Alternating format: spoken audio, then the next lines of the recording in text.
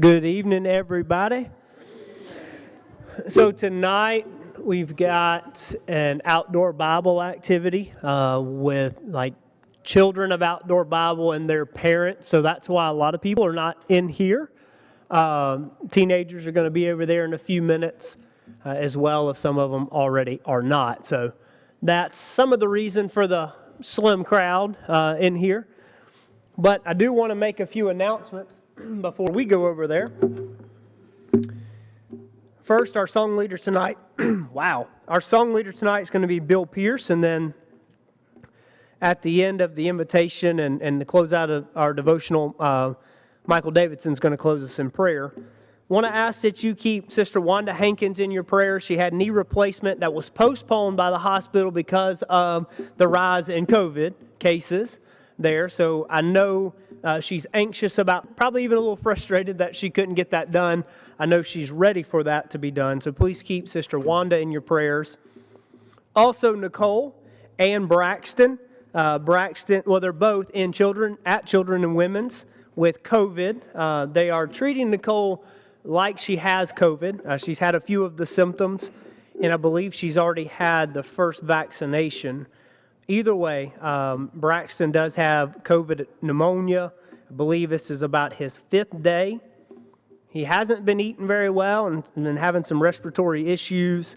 But I talked to Nicole this morning, and they're thinking or hoping that this is kind of like day 5 for him, that he's on the backside of it. And hopefully he was a little better today than yesterday. And I believe yesterday may have been the worst day. So please keep Nicole and Braxton in your prayers. And I know Nicole feels, and you know mothers of being, not that I've ever been a mother, but being a mother for the first time, how anxious you are about your children. And she feels that they've been in the hospital about as much as he's been out of the hospital in his short 6 weeks here on earth. So please keep them in your prayers that they will get better. And she's ready to get back here and have Braxton back here. So that's awesome as well. Also, want to be praying for Mary Madison. Jason told me just a minute ago that she's pregnant but has COVID. And she's going to have the transfusion tomorrow to hopefully help out with that. But also Heather's mom, who has some pre-existing health concerns as well, is battling COVID. We're going to have a few announcements here in a minute regarding COVID and some of our protocols here at church. But please be safe. I know this Delta variant has been very aggressive, been far more aggressive than maybe what we faced early in 2020. But there's a big concern with kids getting COVID and middle-aged people getting COVID, but also schools starting back most places a week from today. So please keep our school systems in your prayers, and kids as they are teenagers and little kids as they're starting back, and just pray that everything goes well and we don't see a huge spike. With that said, we're still going to continue with some of our events. Saturday being Walk for Water. We're going to start at 9 a.m. and that day we'll start our walk at 9. We're going to start under the little awning right here. Our walk is going to go around the parking lot, heading due north around the garden, and then we're going to hit the little dirt road that's between the pavilion and the storage shed, get back on the pavement, and walk right back under the awning. That's half a mile, 8 times. We got it 8 times Saturday morning in August heat. Okay, no worries about COVID out in 115-degree heat.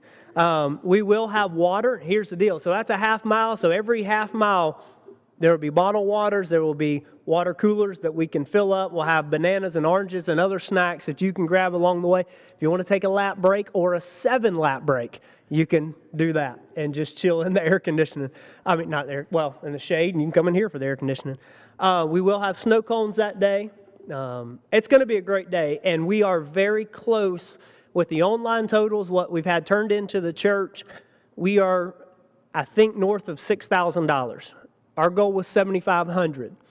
Creekwood's involved in this, university's involved in this. I feel very confident. I know for a fact we're going to get $7,500, but I feel confident we're going to be close to that $10,000 mark, and that's really cool. So for all those that have donated, that are going to donate, that are coming to encourage and help and walk and everything else, thank you so much, because this is, I think, is going to be, it's an awesome ministry, and again, a ministry where we can physically help save lives, right? And you can't offer anything, you can offer only one thing better, right? And we're going to do that as well, plant seeds for God's kingdom in the process. But anyways, thank you for your help there. Still can donate online. You can still bring a check day of. You can come out and walk, help. Don't have to come and walk. You can come and just help pass out water, make snow cones, all that stuff. Then also, August the 8th, starting at 5 p.m. in the multipurpose building, we're going to have a family movie night. Remember that Outdoor Bible is collecting travel-sized toiletries for Ronald McDonald House, as well as pudding and dry Kool-Aid packets this month for J.E. Turner. So if you'd like to help out with either of those ministries, you can bring them on a Wednesday or a Sunday. You can see myself or Tina for more information. Then the last announcement that I have, and my dad's going to come up and give a few more announcements on behalf of the eldership. But if you have kids in Outdoor Bible, which I know I'm going to go and speak to them here in just a second. But Outdoor Bible, we may have a change of location just because of COVID on Sunday. So if that affects you in any way, just be paying attention to Facebook throughout the rest of this week leading up to Sunday, and I will post an announcement there. With that said, Dad's going to come, and then after that, Bill's going to lead us in singing.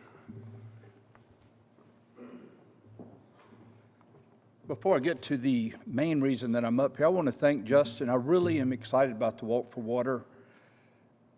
Bill taught a class. We talk about planting the seed, telling the story, but often we never know what happens to that seed that's been planted, but we know what's going to happen with this money that we're donating. We know that a well is going to be built somewhere, possibly two. We're going to be able to get information on that, the location, and we know that we're going to impact people's lives. And if any of you walk half a mile or 4 miles or whatever distance you walk, or if you choose to try to carry water, we will find out how much we've actually impacted individuals' lives, not only their health, but just their day-to-day living. So great opportunity. Their goal was, among the 4 or 5 churches involved, $7,500. To clarify, right here we've come close to, or just over 6,000. So his personal goal was for this congregation to produce enough money for one well. The original goal was collectively all the congregations. So that's why I'm saying there will likely be 2 wells out of this. We hope so. Very quickly, if I can, the leadership has met, and obviously we take everyone's health seriously. And out of abundance of precaution, we're going to make a few changes. And I want you to know, and it's about COVID, I want you to know that we're constantly monitoring and assessing, and I won't say by the minute, but it seems that way. We're very committed to not shutting down worship like we had to last year. Terry's amening this. Second, so there are certain things we feel we need to do to prevent that from happening, and it's going to involve everyone doing their part. But beginning Sunday, the fellowship hall class, and that was the adults who met in there originally, and then Terry's Roadrunners class joined us in the recent weeks. We're going to meet in here in the auditorium starting Sunday. Gives us a little bit of opportunity to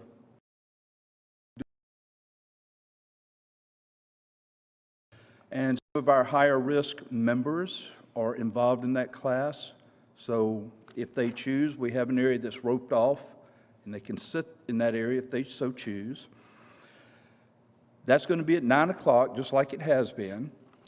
We're going to cancel, or I should put on pause, the fellowship in between Bible class and Sunday church worship service beginning Sunday. So we will not have, it's not news to you, I think we've talked, you've heard a little bit about it, but we will not have our fellowship beginning this Sunday.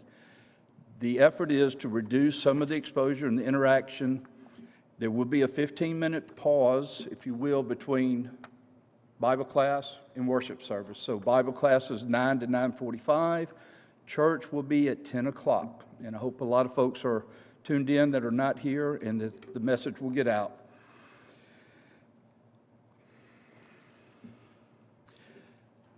We also want to make sure that folks do not quit coming because they don't understand what's being done here. So I want to try to share with you some things that the leadership did over a year ago, and that was to put ionization units in every HVAC unit we have producing air into this building.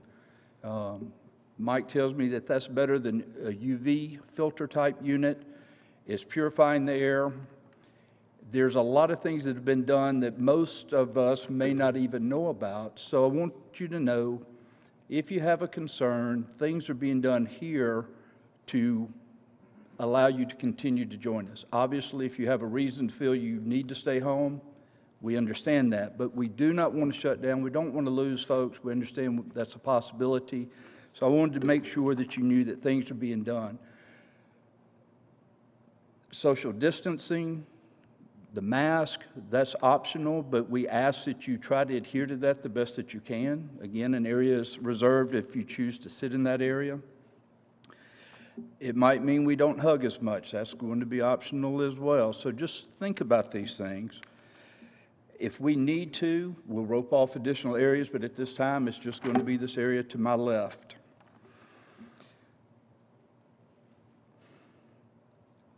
I guess in closing, I want to just remind you that all of it, leadership's asking all of you, all of us to do our part, and we'll continue to do everything that we can. If you have questions, feel free to call. If someone in your household is sick or has the sniffles or sore throat and they think it's just normal allergy, I can't tell you how many people I know that said that's what they thought they had and they found out they had COVID. So out of abundance of precaution, you might choose to stay home on that particular Sunday, but we want you back as soon as you believe everybody is well and healthy.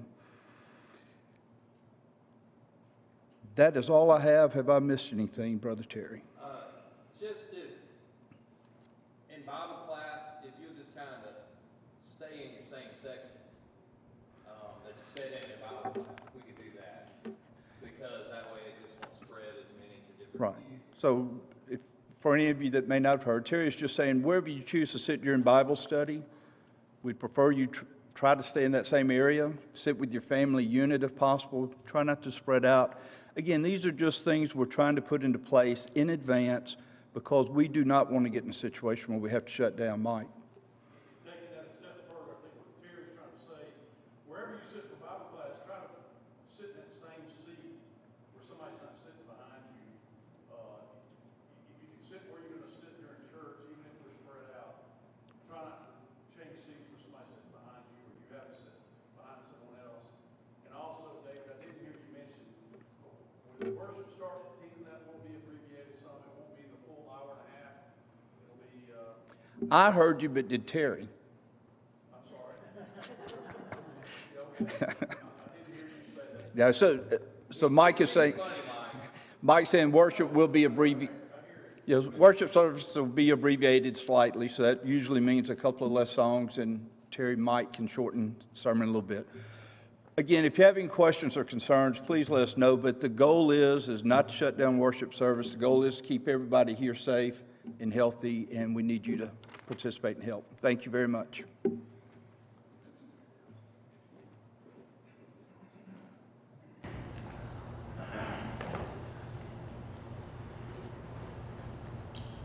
Double up on our praying.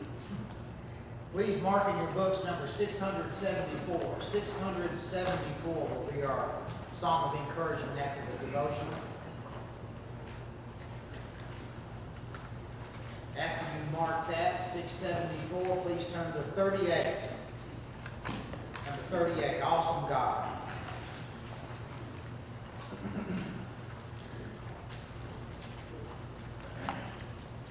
Our God is an awesome God, He reigns from heaven above with wisdom, power, and love. Our God is an awesome God. Our God is an awesome God, He reigns from heaven above with wisdom.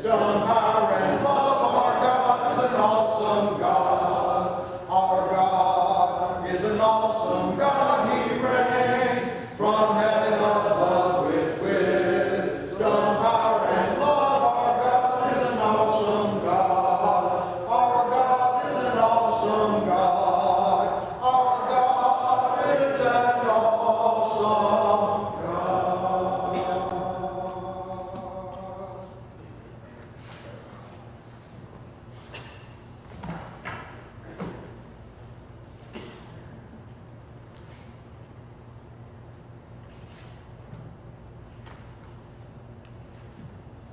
Sorry, I pulled my mic down. It's great to see you tonight. Thank you very much. And thank you for understanding. Again, I know the word probably gets overused in media, but it is a fluid situation.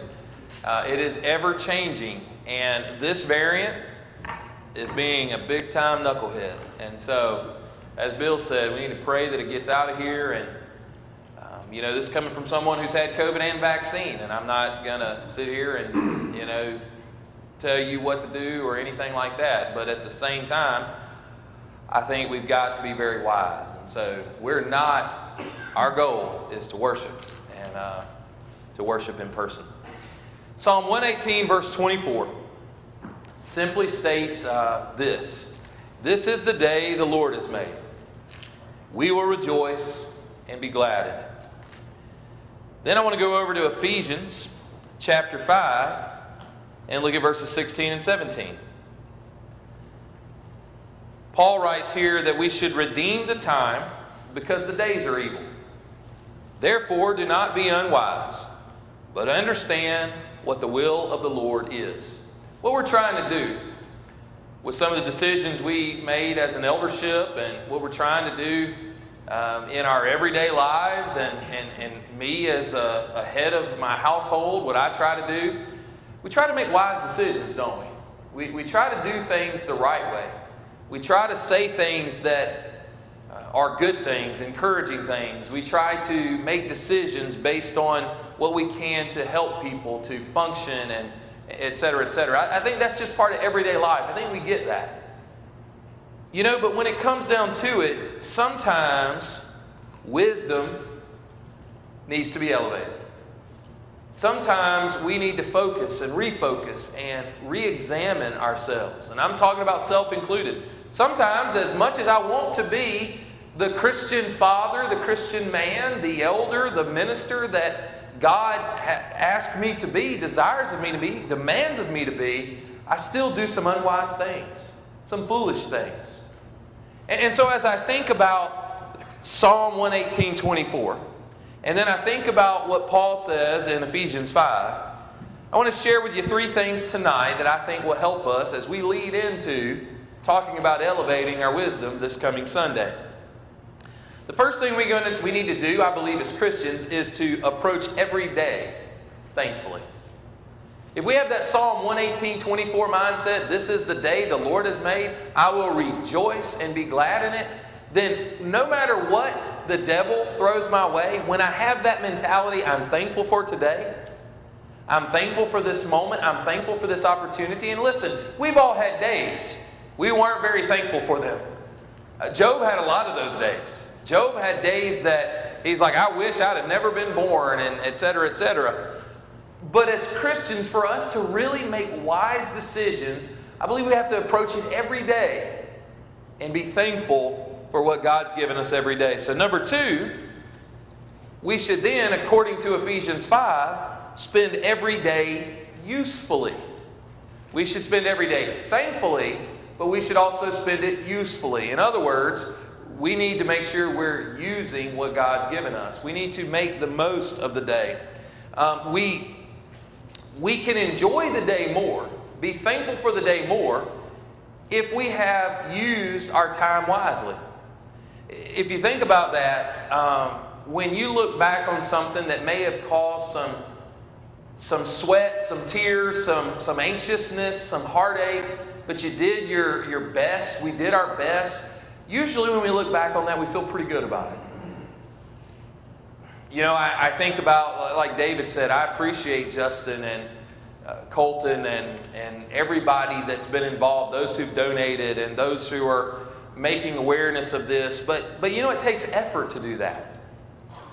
It's not real easy to get up here every time and make those announcements and be very hot Saturday. Listen, we're not Nostradamus or a prophet, right? But we know it's going to be hot Saturday. And it's going to be miserable. The heat index will be off the charts, and there'll be heat advisories. And all I'm trying to say is there's some challenges to these things. But at the end of the day, you know what? When you're going to feel so good about what you've done. Because we were useful with our time. And then thirdly, we need to live every day joyfully. I made mention of this past Sunday. We do not need to, as Christians, first of all, making wise decisions now, that's what this is about. As Christians, we do not need to walk around like we just ate a whole bag of lemons. We need to make sure we are showing others how much we love Jesus, how much we love the church, how much we love heaven, how much we love God. When I approach every day, I'm going to rejoice because this is the day the Lord has made. Now, I know we use that a lot about Sundays because it is His day, but God made all the days, by the way. So when we approach it that way, and, we approach every day thankfully, and then we read what we read in Ephesians 5, where Paul said to make the most of the time, so that we can make good decisions and not foolish decisions. We spend every day usefully. Then you know what? It's going to be a lot easier to walk around joyfully. And it's going to be a lot easier every day to make wise decisions. We're going to talk more Sunday about wisdom, about elevating the wisdom we have. And I'm not talking about being wise about things that really don't matter. We all probably have some useless knowledge. I'm talking about godly wisdom, biblical knowledge. Those are the things that we want to elevate in our lives. Tonight, if you are here and you have not made the decision to be baptized into Christ, I mentioned to you 10 Sunday at Mobile Christian. Had another one yesterday. 11. God is good. Those 11 made wise decisions. The wisest decision they could make. Tonight, make that wise decision. Or maybe you are here and you've forgotten our God is an awesome God. You've forgotten how important it is to be thankful for the day, to make wise decisions. Let's change it. If you have a need, won't you come right now together? We stand and sing.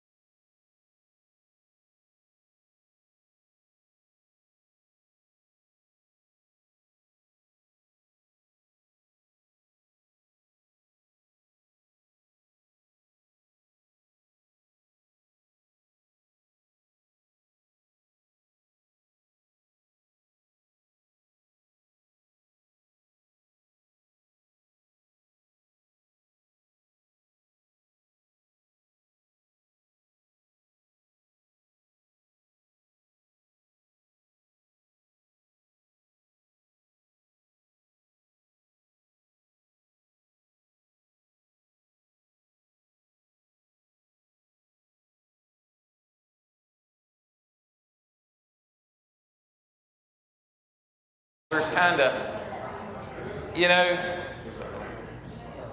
maybe it was a little bit on the negative side. Hopefully it wasn't. We're trying to do everything we can. But let me give you some good stuff. Steve wants to have a singing. We hadn't had one of those in a while. Next week. And he said, is that going to hurt us? I said, no, we're not cutting out services.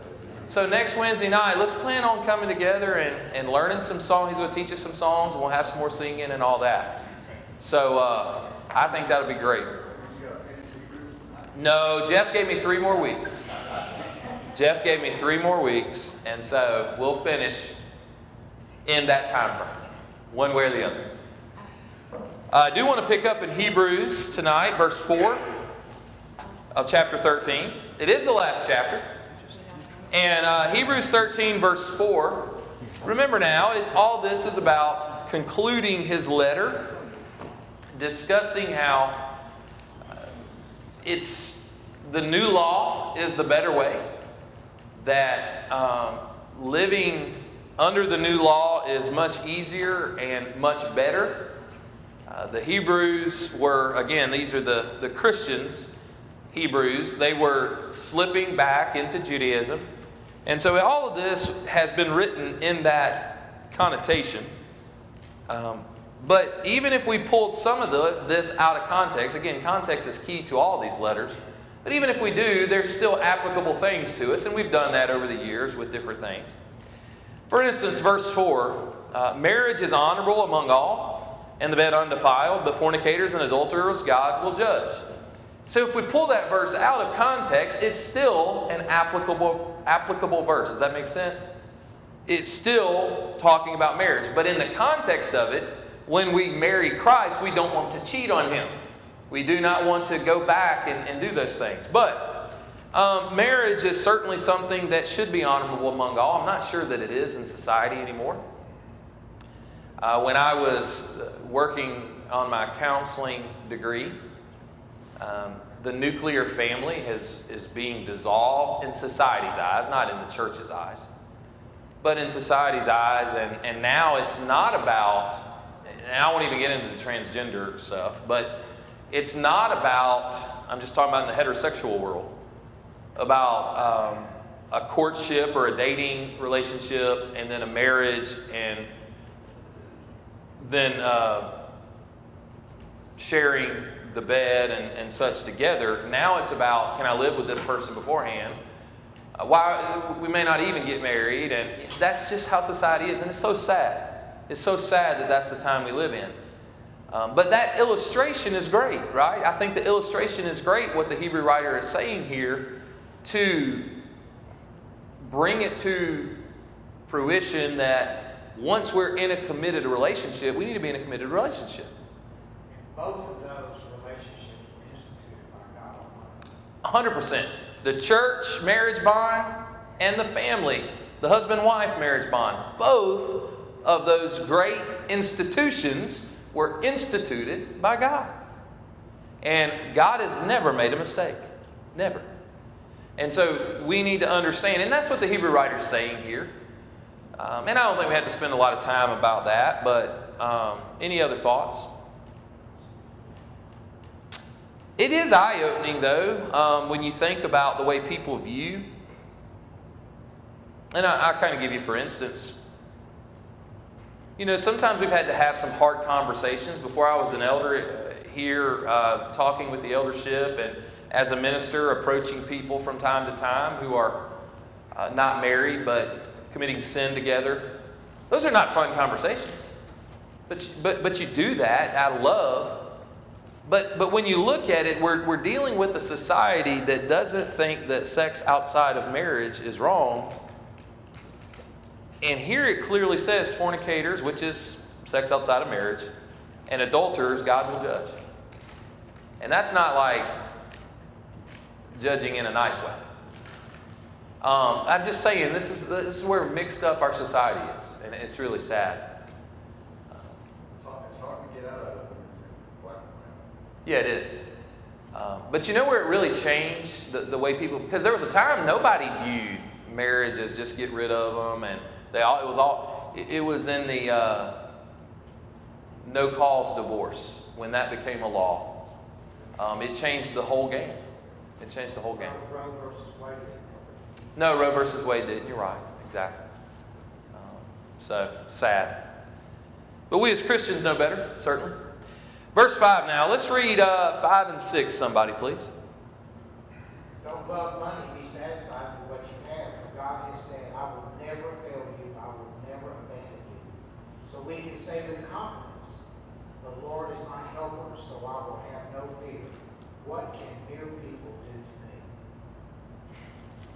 That's a pretty great verse right there. 2 great verses. He's talking about not wanting what you don't have in a lot of ways. And that's easy to do sometimes, isn't it? Especially if we have time on our hands. That's one reason I don't ever need a shutdown again, because you sit around and think about too many things. You know, I like my mind being busy and going, and my everyday life rocking and rolling. And so it just, sometimes when you have too much idle time, the devil has a field day. And so you start thinking about, man, I don't have this, or I don't have that, or, you know, it's kind of like when I had COVID, for instance. It was also during the hurricane when we didn't have power. And I'm sitting there thinking, man, I certainly wish I had a whole house generator. You know, and you're thinking about every way you can get one, you know, and et cetera, et cetera. I mean, I'm just talking about silly things like that or what have you. So he's talking about that, and he says, be content with the things you have. Now, we shouldn't be content spiritually, should we, ever? But we understand contentment. Paul said, I have learned to be content. That's very important to remember about that verse. He didn't say, I just woke up one day and was content. He had to learn it. Yes, sir. I've got a quote. I don't know where it came from. It's just a quote. Awesome. Back in my Bible, it says, the more you thank God for what you have, the more you will have to thank God for it. That's beautiful, man. You know, it's kind of like, I like to really challenge us sometimes to just have those prayers where we're just thankful. You know, usually when I do those, I start them right off the bat in the morning when the water's hitting me in the face from the shower. We just listened to Colton a couple weeks ago talk about the people that do not have water in this world. And that is just hard for us to get our minds around. So anyhow, you know, that whole house generator, that was really a first world problem, wasn't it? When, I mean, I could go and still drink water cleanly. I'm so silly sometimes. And I could kick myself all the time, you know, with that, on things like that. But at the end of the day, here's why we need to learn to be content. Because he said, God is who we rely on. He'll never leave us. He'll never forsake us. He'll be our helper. We don't have to fear. What can man do to me? That's what he said. Well, I mean, obviously man could kill us, right?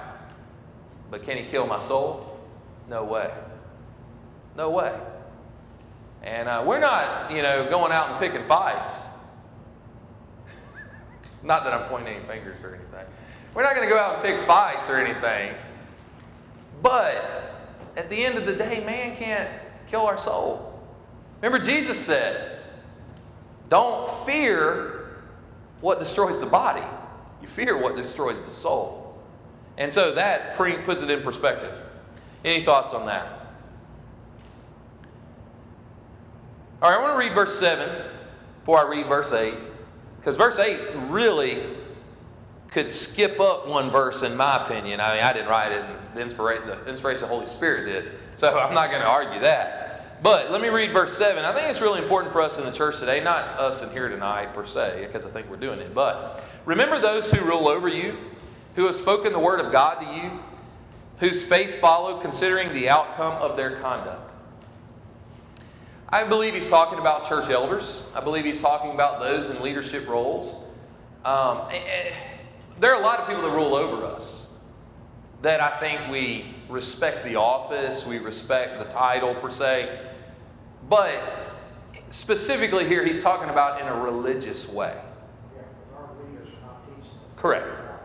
Correct. So I don't want to sit here and say when it says, remember those who rule over you, to disobey those who aren't. I mean, I think that we have a responsibility to respect the position. But here he's talking about, in a fond way, those who've taught you in Christ.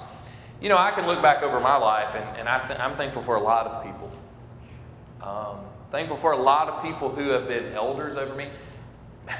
When you've been here, you know, as an employee, now this is, let's see, 99 was when I started. So 22 years now I've been at Azalea City. I've been under a lot of elderships. The one that hired me, they're not elders anymore. You know, and so with that, though, all of those men I respect and I appreciate. But even younger than that, I had a lot of people help me, and still today. And so I think it's real important, and I don't think it is a necessity in this class to teach on this, okay? But I do think on a Sunday morning, and I have mentioned it recently per se, like in class, you know, I think it's real important to remember, now that I serve as an elder, and I've been in elderships, you know, part of the meetings, not decision making and stuff. They've listened to my opinion over the years. But there's a lot, even tonight, making an announcement like that. That's not something that you just fly by the seat of your pants doing, you know. And I know y'all get that. But for that one person to just say, forget it, I'm going to do it my way, and blah, blah, yeah, that's not, I believe those are the things he's talking about. Let's don't be disobedient. We need, and again, it's awkward for me because I'm speaking as part of an eldership now. But I think it's important, you know, if the elders ask us to do something or challenge us or whatever, that we do it. Because they got to stand in judgment for what they've asked. Now, that doesn't mean we always agree, right?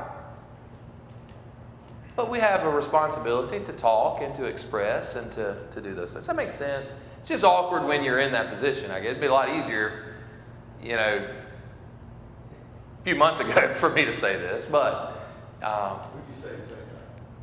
pardon me? Would you say the same thing? Yeah. So, Yeah, I know, but you know. that's what I'm saying. If you can, from your heart, say the same thing. Yeah. Well, I'll say this. It shouldn't be, you shouldn't really sweat it, you know, because you're loved here, or we wouldn't be here. And, you know, we want you to do well. We're Right. You know. Well, I can say over 22 years, there have been decisions made that I did not necessarily love. I'm not talking about health-related stuff, but different things here and there. But I always went along with them because I was in subjection to the elders. And that wasn't just because they signed my paychecks. I don't work for the elders. I mean, I know that sounds weird too. Yes, they could fire me even as an elder. They could still fire me, okay? But I work for God. When I lay my head on my pillow at night, that's the one I got to make sure I please. Along the way, sometimes, you know, that doesn't happen. But I say that I'm sure I disappoint God, is what I'm trying to tell you. But I think where we have to get to is not y'all. Please understand, I'm not talking to y'all. This is the converted, okay? I'm talking about as a church. There are people today, and I don't even think here, but in the church that they're rebelling against any kind of authority. And that's a dangerous place to be. It really is. Thoughts? Maybe you want to chime in on any of that. Don't say that, Dave. Let's move on. The next verse is awesome, then. All right, I can't read that. All right. Jesus Christ is the same yesterday, today, and forever. Some versions say tomorrow, I think. What does that mean? He don't change. He is not changing. So if he said it 2,000 years ago, then it's still. Yeah. You know why he's the greatest teacher of all time? Go back to the Sermon on the Mount. The things he said 2,000 years ago, we are still struggling with 2,000 years later. Isn't it crazy to think about? You know, and I can say something in 5 minutes from now, it won't matter. Okay? But also think about what they were dealing with in the Old Testament. Yeah. With Sodom and Gomorrah. all Sure. that stuff. Here we are. Still going on. Yeah, 5,000 years later. Yeah. You're right, Scott. That's why he said there ain't nothing new under the sun that he ain't already seen. That's right. But I think it's so awesome that remember now this verse is awesome when you pull it out. That's where I was going with all this. When you pull it out of context, that verse is still awesome. But when you put it into context, think of how much more powerful it is. They were leaving Christ to go back to Judaism. And he said, hold up. He said, listen to what we're telling you because we're in authority. These elders who are watching over you, they're in authority. He said, hey, Jesus Christ hasn't changed. And he never will. And that is the beautiful thing about God.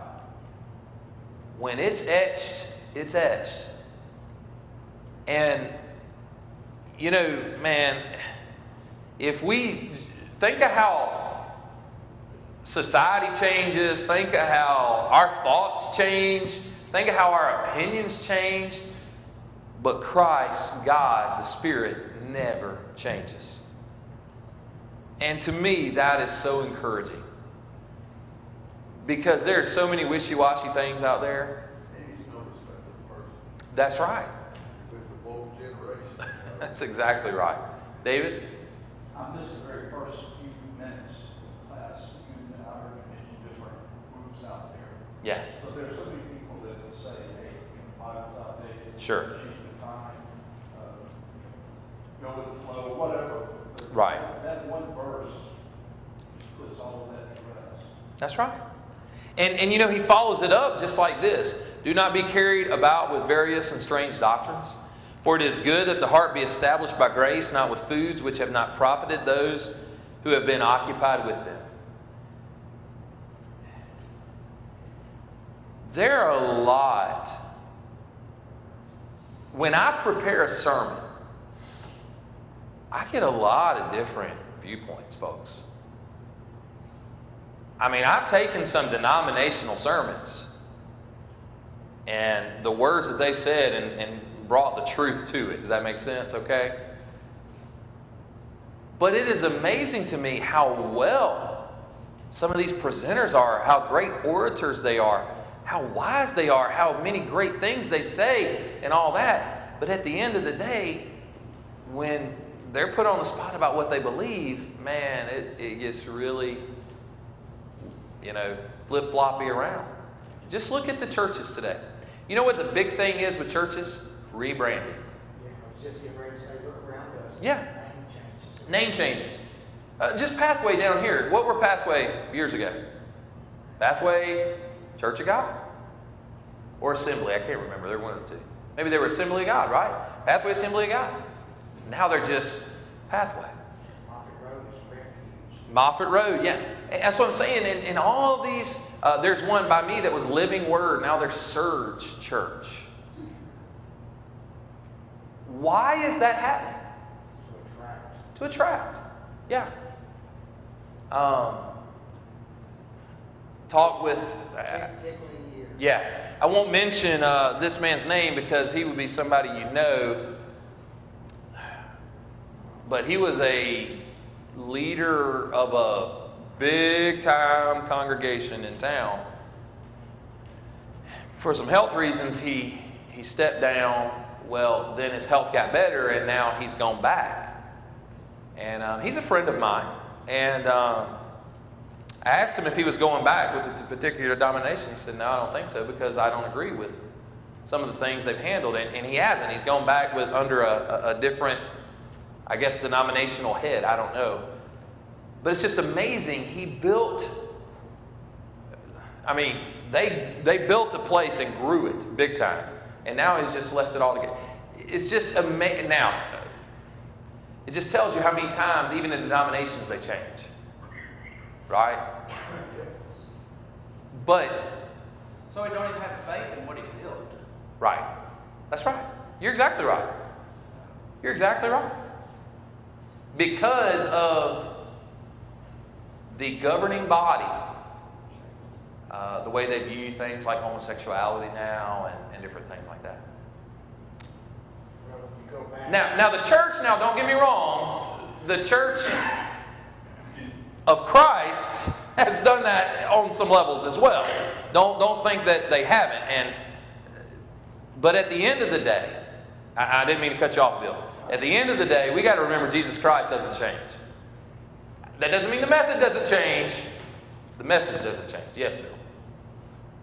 And I don't know, I'm sure, like verse 9, see, to me, when I read that's where my strength comes from, is grace. Absolutely. Yeah. And that foundation is not going to change. That's right. God's amazing grace is why we're here. We're wretched people. Wretched. Look at the word wretched sometimes. We are wretched people. By the grace of God, we're here. Yes, Murph. I got to tell you this. All right. Me and Skip and I were talking one day, and he said something about he was with wife. Yeah. And over, Right. whatever.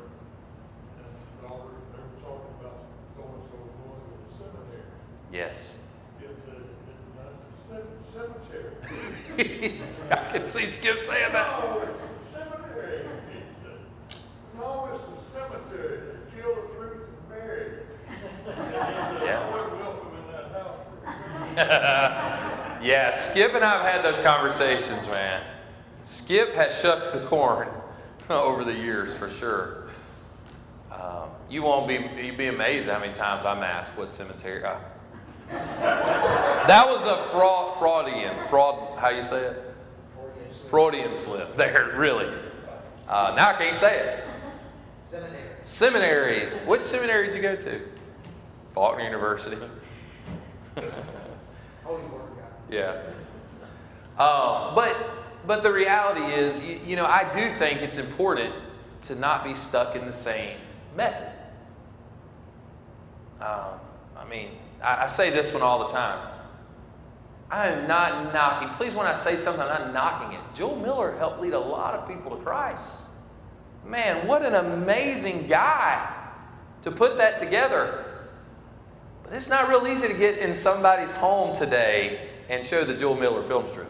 We used to contact a lot of souls knocking on doors. Yeah, door knocking was good. Now try to knock on someone. They're looking through their doorknob camera and like, Yeah. Mine will even whistle to them now. It's crazy. But so the method changes, right? You got to change up some approaches. But we can't change the message. Yes, David. In reading one of these verses, it makes me think about in the church, we're guilty of being stuck in tradition. 100%, yeah.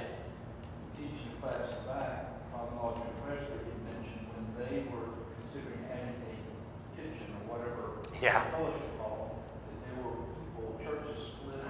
100%. And 100%. people who There's still a segment of the Church of Christ that does not agree with that. some of those that must have split. Yeah. And then there's some that feel that you have to, has to wear a suit and tie. Yeah. So just those Right. things, but those are traditions. Yeah. And respect God because He liked you guys to do back when we used to. Yeah, I was going to say, none of us thought we'd be where we are now, serving the Lord's Supper. I'm just saying, we read these verses and think Yeah. like it was them, but I think about often this applies to us, and the one I'm referring to is do not be carried away by all kinds of strange teachings. Right. One thinks it's strange out of kitchen, but Yeah, sure. You're exactly right. And one thing that you have to do is make sure it passes the Bible test. If it passes the Bible test, then, it's okay. I heard Rudy say plenty of times, let's look at the ministries we have and ask ourselves today, would we start this ministry?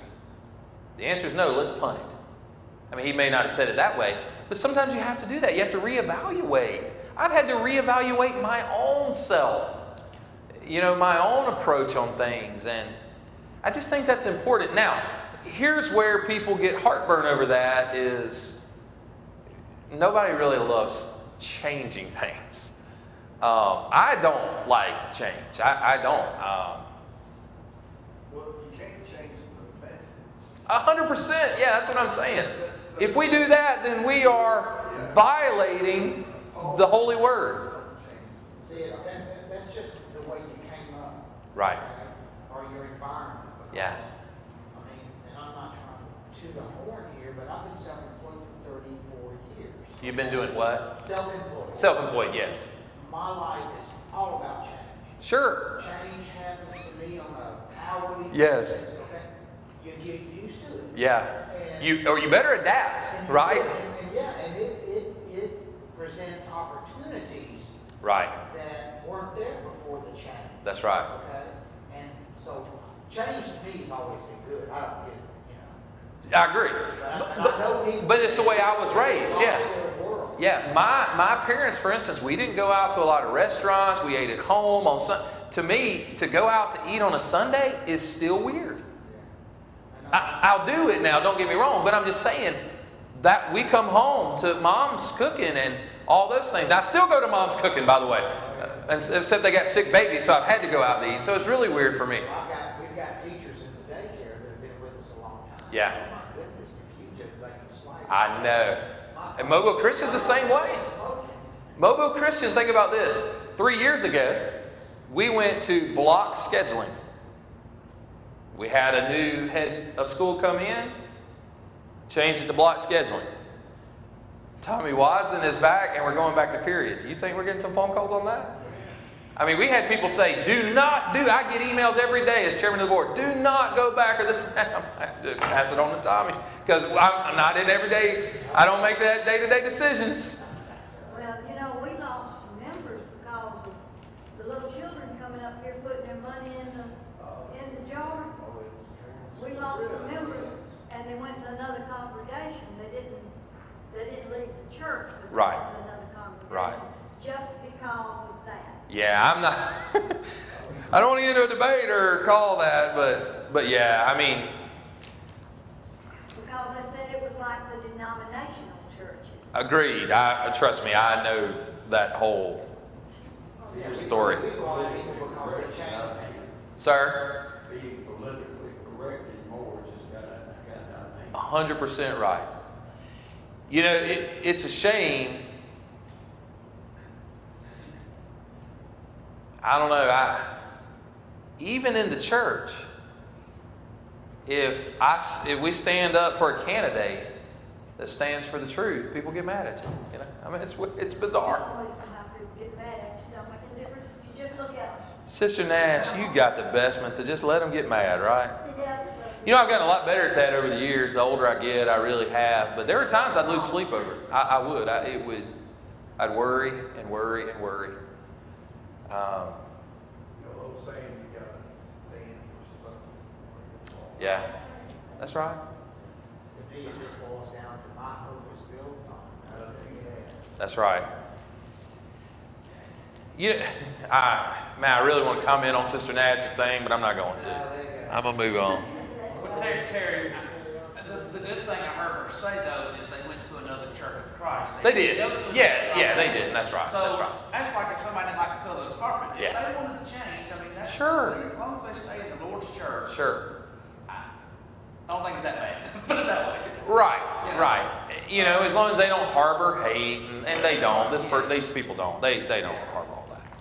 But you're right, Michael. I mean, We lost people when we went to one service. trust me, I know. And that's okay because the ones I heard went to another. They did. Church of Christ. And they had various reasons for it. That's yeah. Now, I'll say this. There was a time when that really hit me hard, things like that. But the more I've gotten older is if they can worship somewhere and still worship. And as long as their soul's not lost. Correct. We don't have to go unbound and Correct. save that soul. We've had people come here because they've been upset Just their own person. at where they were. Now, we always try to tell them, don't bring your problems here. You know, work that out with them. And I can't think of one where they haven't. There's been some when we've had to get elderships combined and talk about some things and such, but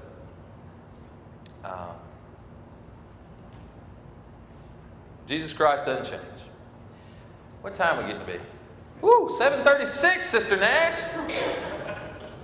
Time flies when we're having fun, doesn't it?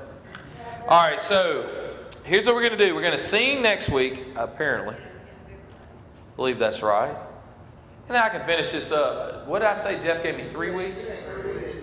Yeah, the very end of it. 2 verses per week. Well, I knew that those were going to cover a lot. The rest of it is kind of repeat on some things. But, hey, I love you. Man, without any bells, I looked up. I'm like, that clock's wrong. And no, it's not. It passes really fast. I love this class. Y'all have a good evening. Stay safe. Wash your hands, Copeland.